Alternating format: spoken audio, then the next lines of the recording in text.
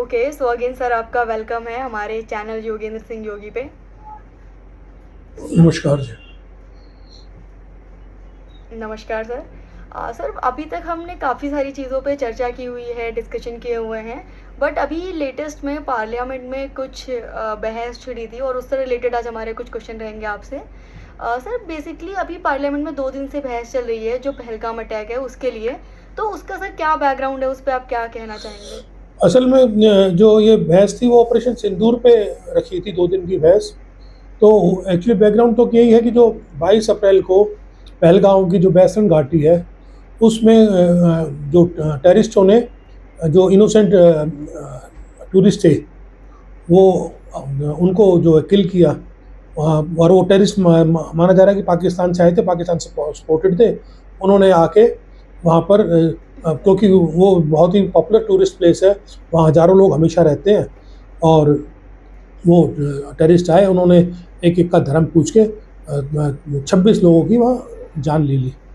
और जिसमें मेरे ख्याल से 25 इंडियन सिटीज़न थे और एक शायद नेपाल सिटीज़न था।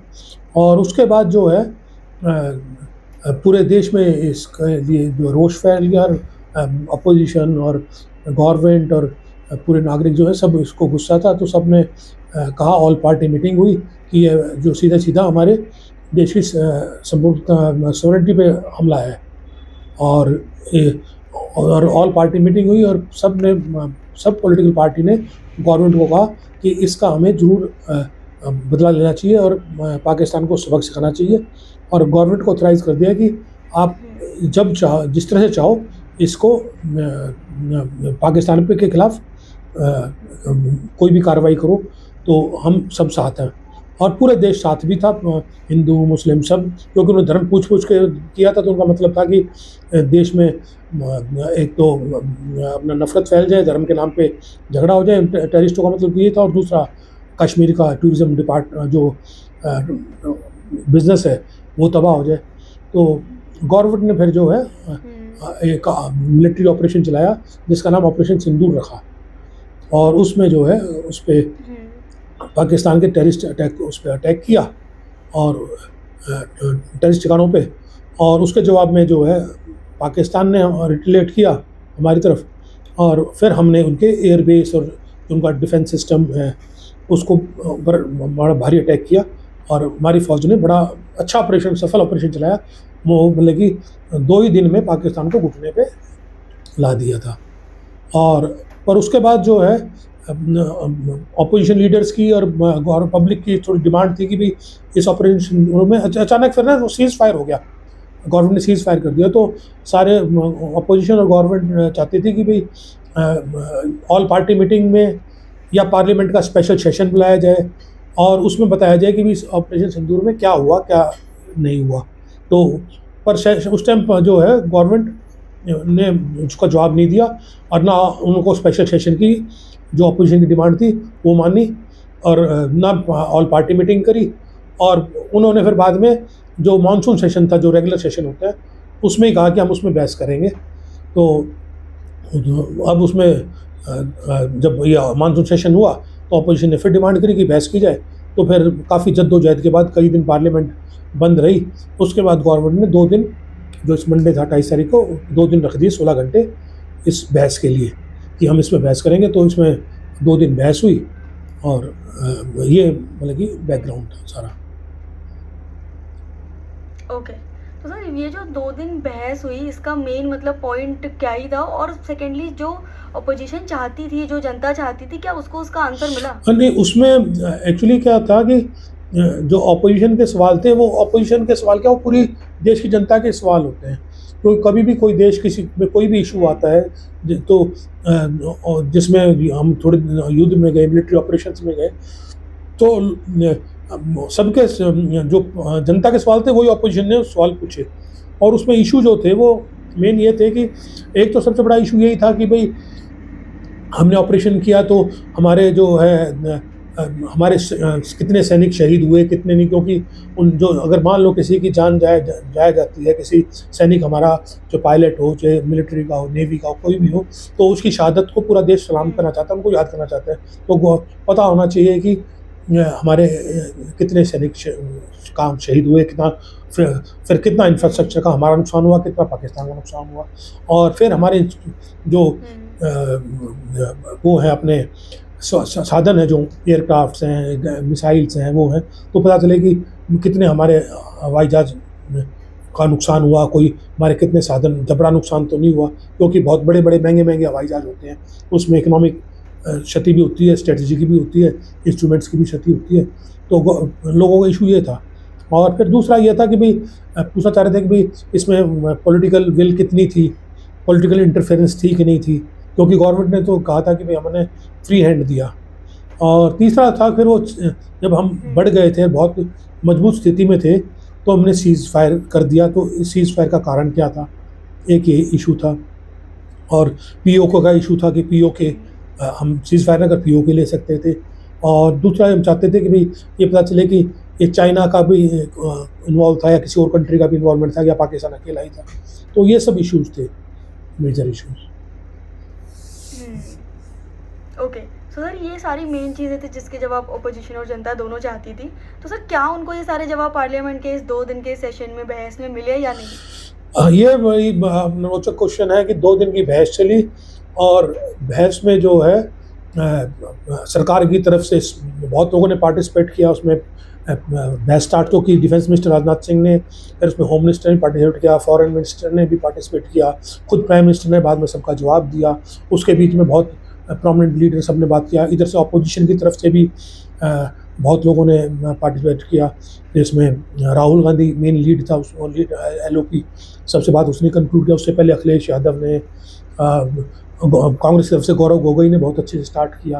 फिर बीच में सभी अपोजिशन जो प्रोमिनेंट है, ओवैसी है उसने लिया, और क्या नाम है, छोटी छोटी पार्टियों के उसने भी लिया, काफ़ी लोगों ने पार्टिसिपेट किया, और काफ़ी देर लंबा चौड़ी बहस चली, और खूब अपोजिशन से क्वेश्चन पूछे गए, और जवाब जो है उसने सत्ता दल ने भी जवाब दिया। पर अनफॉर्चुनेट ये रहा कि पूरी बहस में लबोलब बहुत ज़्यादा कोई क्लियरिटी आई नहीं, जो देश की जनता और जो अपोजिशन चाहती थी उसमें कोई ख़ास क्लियरिटी आई नहीं। जैसे मैं अब आपको यही बता देता हूँ, जो कि पहला इशू है, जैसे मैंने बताया कि पहला इशू तो यही था कि भाई वो टेररिस्ट आए थे जो पहलगांव में, उसमें टेररिस्ट पहले सबसे बात तो ये थी कि टेररिस्ट घुसे कैसे, जबकि इनपुट थी सिक्योरिटी के पास कि भाई ये अटैक होने वाला है। और कुछ जगहों पे उन्होंने चौकसी कर भी दी थी, जैसे होटल पे सब जगह वो थी। पर जो बेहतरीन जगह घाटी थी, जहाँ हर रोज़ इतना टूरिस्ट जाता है, 2-3 हज़ार लोग रोज़ जाते हैं, वहाँ पर एक भी आदमी नहीं था सिक्योरिटी का। तो वो जो है सिक्योरिटी का क्यों नहीं था, वो किसकी जिम्मेवारी है, उसकी सीधा सिक्योरिटी, क्योंकि वहाँ के एलजी ने कहा कि सीधा सिक्योरिटी लैब्स है, और एलजी ने कहा मेरी जिम्मेवारी है। तो अगर एलजी की जिम्मेवारी है तो एलजी पे एक्शन क्या लिया? असल में तो ये जिम्मेवारी होम मिनिस्ट्री की है। होम मिनिस्टर थोड़े दिन पहले वहाँ थे, और वो बार बार लोगों में कहते थे कि हमने 370 लगा दिया और अब यहाँ सुरक्षा चौबंद है, और उसी की आश्वासन पे पूरे देश से वहाँ टूरिस्ट जा रहा था। तो असली बात तो थी कि भाई पहले तो भाई उसकी रिस्पॉन्सिबिलिटी किसकी है, रिस्पॉन्सिबिलिटी है तो उसकी अकाउंटेबिलिटी सेट होनी चाहिए। तो उस पर अब तक कोई ना एक्शन हुआ, ना तो एलजी को बर्खास्त किया, ना होम मिनिस्टर ने को रिज़ाइन दिया। तो असली बात ये थी कि एक तो पहली बात ये थी। दूसरी बात ये थी कि जब ऑपरेशन सिंदूर शुरू हो गया तो उसमें पता चलना चाहिए कि हमारे कितने जवान शहीद हुए, कितने हमारे पायलट्स को कोई शहीद तो नहीं हुए, हमारे एयरक्राफ्ट शहीद हुए। तो उसमें क्या है कि गवर्नमेंट ने अभी तक कोई क्लियर नहीं किया कि एयरक्राफ्ट हमारे गिरे हैं। और अच्छा, इसमें कोई नुकसान की बात भी नहीं। अगर मान लो लड़ाई होती है तो नुकसान तो दोनों तरफ, दोनों देशों का होता है, और हमारे जो जनता है वो बहुत मैच्योर है, वो हर चीज़ को सहने तैयार है। अगर मान लो हमारे हवाई जहाज हमारे गिरे हैं, पाकिस्तान के गिरे हैं, तो गवर्नमेंट को बताने में कोई हर्ज तो है नहीं, और वो देर से देर पता चल जाता है, इंटरनेशनल मीडिया में सब कुछ है। पर हमें समझ नहीं आया था कि गवर्नमेंट ने पूरी बहस में एक भी बात क्लियर नहीं करी। और जबकि पुख्ता सबूत ये है कि जो हमारा सीडीएस है, सीडीएस ने जो चीफ डिफेंस जो हमारा chief of the defence services हैं, उसने सिंगापुर में एक उसमें साफ साफ कहा कि एक पत्रकार को कि ये मत पूछो कि हमारे हवाई जहाज कितने गिरे, ये पूछो कि क्यों गिरे। तो इसका मतलब हमारा सीडीएस कह रहा है कि हवाई जहाज गिरे, और हमारा एनएसए कह रहा है कि हमारा कांच का वो भी नहीं गिरा। तो एक कन्फ्यूजन था, हमने सोचा इस बहस में होगा, पर अभी भी राजनाथ सिंह ने, डिफेंस मिनिस्टर ने एकदम से कहा कि इस बारे में मत पूछो कि क्या हुआ, कितने लोग, कोई बच्चा पेपर दे के आता है तो ये थोड़ी पूछा जाता है कि पेन खोया या पेंसिल टूटी। तो मतलब कि कमाल की बात है कि डिफेंस मिनिस्टर इस पूरे युद्ध को एक बच्चे के पेन और उससे कर रहा है, तो वो जवाब अभी तक दिया नहीं। और इवन अब थोड़ी देर पहले अमेरिकन प्रेसिडेंट ने, ट्रंप ने कह दिया कि 5 जहाज गिरे हैं, तो हालांकि उसने भी ये नहीं शो किया कि किसके के गिरे नहीं गिरे। तो एक तो ये बात थी कि ये इशू था। दूसरा इशू ये था कि वो गवर्नमेंट ने कहा कि हमने पॉलिटिकल फ्री हैंड दिया इसको, फौज को, आर्मी को, सीडीएस को, एयरफोर्स को। और उन्होंने कहा तो ऑपोजिशन ये चाहती थी कि आपने पॉलिटिकल विल ठीक नहीं थी, आपने फ्री हैंड दिया नहीं दिया, क्योंकि इंडोनेशिया में जो डिफेंस अटैची है एम्बेसी में, कैप्टन शिव कुमार नेवल का, उसने एक उसमें सेमिनार में कहा कि पॉलिटिकल इंटरफेरेंस की वजह से हमें 2 दिन लगे। पॉलिटिकल इंटरफेरेंस हुआ कि हमें कहा गया एयरफोर्स को कि आपको उनके सिर्फ टेररिस्ट उस पर अटैक करना है, उनके मिलिट्री और डिफेंस सिस्टम को तबाह नहीं करना। और जिसकी वजह से मतलब कि एक तरह से हमारे हाथ बांध के हमें शुरू में भेजा गया, जिसकी वजह से हमें 2 दिन नुकसान उठाना पड़ा। और ये बात सीडीएस ने भी कही कि हमारे पहले 2 दिन हमने, हमारे से कुछ स्ट्रेटेजिक गलतियाँ हुई और अच्छी बात है हमने 2 दिन में सुलझा ली। तो ये भी एक बात क्लियर थी। और राहुल गांधी ने भी बहुत पूछा कि भाई इस लड़ाई में सबसे ज़्यादा पॉलिटिकल विल की बात है, आपने अगर हाथ बांध के फौज के भेजोगे तो रिजल्ट अच्छे आएंगे नहीं। और इस बात पे इंदिरा गांधी का एग्जाम्पल दिया राहुल गांधी ने कि 1971 में जब इंदिरा गांधी ने कहा कि हमें अब अटैक करना पड़ेगा क्योंकि प्रॉब्लम बहुत बढ़ गई है, तो उन्होंने उस टाइम के फील्ड मार्शल जनरल थे, चीफ जो मानेकशॉ, उसको बुलाया कि कब हम इस पर अटैक करना चाहते कब करें। तो मानेकशॉ ने साफ कहा कि हम 6 महीने हमें कम से कम चाहिए, हम गर्मियों में अटैक नहीं कर सकते, जब मौसम सर्दियों का आएगा क्योंकि वहाँ की ज़मीन दलदल है, और 6 महीने बाद अटैक करेंगे। तो इंदिरा गांधी ने कहा ठीक है, जब आपको ठीक लगे हम उस टाइम करेंगे। तो यही बात यहाँ थी कि पॉलिटिकल विल आपने फ्री हैंड दिया कि नहीं दिया, तो उस बात की भी क्लियरिटी नहीं आई। गवर्नमेंट तो ये कहती रही, पर अफसरों की तरफ से ये डिमांड आ रहा है। तीसरा क्वेश्चन ये था कि जब ये कह रहे हैं कि हमने हमने 2 ही दिन में पाकिस्तान को घुटने पे लगा दिया, तो और वहाँ का डीजीएमओ ने फ़ोन किया कि हम जो है हम परेशान हो गए, अब हमें अटैक कर दो, तो हमने सीज़ फायर कर दिया। अब उस सीज़ फायर पे पूरे देश की जनता, सारी पॉलिटिकल पार्टी, सबको एकदम से धक्का लगा कि जब हम इतनी अच्छी पोजीशन पे थे, जब हम ये चाह रहे थे, हमारी फ़ौज भी तैयार थी, सारी पॉलिटिकल पार्टी तैयार थी, सारे देश की जनता, हिंदू, मुस्लिम, सिख, ईसाई सब तैयार थे, और ऐसा माहौल बना हुआ था, तो ऐसी क्या मजबूरी आ गई कि हमें सीज़ फायर करना पड़ा। और इसके बाद क्या है कि जो ट्रंप है, अमेरिकन प्रेसिडेंट, वो 29 बार अलग अलग मौके पे बोल चुका है कि सीज़ फायर मैंने कराया। और दूसरी बात यह है कि जब सीज़ फायर हुआ तो सीज़ फायर हमारे मिलिट्री ने 6 बजे किया, और ट्रंप ने 5:30 बजे वहाँ डिक्लेयर कर दिया अमेरिका में कि सीज़ फायर होने वाला है।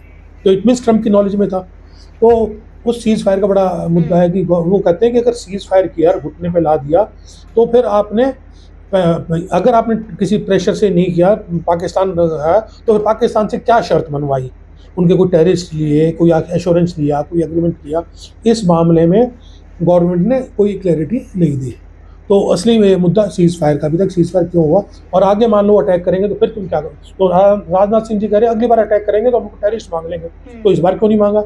और थोड़े दिन पहले ही अमित शाह कह रहे थे कि नेहरू जी ने 1948 में अगर 3 दिन सीज़ फायर ना किया होता तो POK हमारे पास होता और हम POK के लिए जान दे सकते हैं। तो 48 में देश की हालत कुछ और थी, देश की बड़ी आज़ाद हुआ था, चारों तरफ से बिखरा हुआ था, पार्टीशन का दर्द सहन कर रहे थे, और उस हालत में तो नेहरू से एक्सपेक्ट कर रहे हैं। और इस टाइम देश पूरा मजबूती से खड़ा था, तो तुमने 2-3 दिन क्यों नहीं, 2 दिन में तो 2-3 दिन में तो हमारी फौज इतनी कैपेसिटी है कि पूरे पाकिस्तान पे कब्जा कर सकती थी। नहीं तो POK तो हम ले ही सकते हैं, वो तो हमारी लैंड है ही। तो ये बड़ा इशू था कि इस बात पे क्लियरिटी कहो कि भी। और राहुल गांधी ने साफ साफ चैलेंज किया कि प्राइम मिनिस्टर में अगर हिम्मत है और प्राइम मिनिस्टर में अपना दम है, तो आप पार्लियामेंट में साफ कहो कि 2 चीज़ उन्होंने कही कि आप साफ कहो कि ट्रंप झूठ बोल रहा है और कि उसने किया, और दूसरा ये कह दो कि हमारे हवाई जहाज नहीं गिरे, हम तो अपने प्राइम मिनिस्टर की मान लेंगे। हम तो अपने प्राइम मिनिस्टर और जो हमारी मिनिस्ट्री है, हम किसी फॉरेन की क्यों मानेंगे? पर हमारे प्राइम मिनिस्टर ने उस बात को गोल-मोल कर दिया। दूसरी तरफ अभी बीसीसीआई ने डिक्लेयर कर दिया कि हिंदुस्तान-पाकिस्तान का मैच होएगा। एक तरफ हम पूरे हिंदुस्तान में ये कह रहे हैं पिक्चरें बैन कर दो, सब बैन कर दो, हम बात नहीं करेंगे, बिज़नेस नहीं करेंगे, तो फिर क्रिकेट मैच का क्यों कर दिया? और तीसरा हम जब कह रहे हैं कि चाइना हमारा सबसे बड़ा दुश्मन है और चाइना से हमारी बात चल रही है, और अब अमेरिका से तो हम डिसअपॉइंट हो गए, पर अब चाइना के नज़दीक जाने की कोशिश कर रहे हैं। तो चाइना में हमने बैन कर रखा था वीज़ा, टूरिस्ट वीज़ा। 3-4 दिन पहले से हमने चाइना के वीज़ा शॉर्ट कर दिए। तो सारी बहस का लबो-लबाब, बातें तो इतनी हैं कि कोई, पर इतनी लंबी बहस चली, पर कोई सैटिस्फैक्टरी जवाब ना तो अपोजिशन को मिला, ना जनता को मिला। मतलब कहीं से भी कुछ क्लियर आंसर नहीं मिला, बातें घुमाई गई हैं। बिल्कुल। So thank you so much sir, हमारे क्वेश्चन यहीं तक थे। आई जस्ट होप हमारी ऑडियंस को भी काफ़ी कुछ समझ में आया होगा। एंड मेरी ऑडियंस से भी यही रिक्वेस्ट है कि अगर आप हमारे चैनल पर पहली बार आए हो, आप सब्सक्राइब कर सकते हो। अपडेटेड रहने के लिए आप हमारे कम्युनिटी पोस्ट चेक कर सकते हो, और अगर आपको वीडियो अच्छी लगी आप लाइक कर सकते हो। नमस्कार। नमस्कार sir, and thank you so much.